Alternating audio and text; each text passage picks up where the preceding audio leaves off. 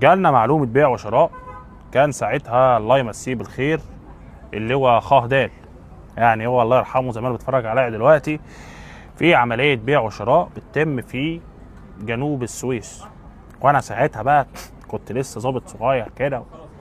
المهم رحت انا والرجاله، محمد بيه حمزاوي دلوقتي بقى هو عميد دلوقتي الله يرحمه. فيعني طلعنا انا والرجاله كلنا ومشينا. كان التاجر اسمه عبد الله الوحش. فطبعا كانت الكميه اللي معاه ديت يعني كميه كبيره.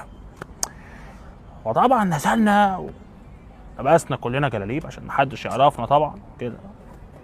فالله يمسيه بالخير يعني اللي هو قال لي انت هتروح لوحدك يعني يا وليد؟ قلت له اه يا باشا انا هروح لوحدي. انا قلت بقى فاهم خلاص يعني كميه كبيره ولازم نخلص الموضوع يعني.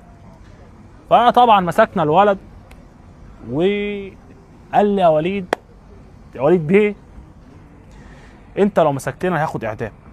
فطبعا لبست احمر، طبعا لابس احمر اهو قدامكم، يعني ربنا يعينه يا رب. يعني هو زمانه دلوقتي يعني اخد 25 سنه وبعد كده كان عليه قواضي تانية وخد اعدام يعني. انت لابس احمر ليه؟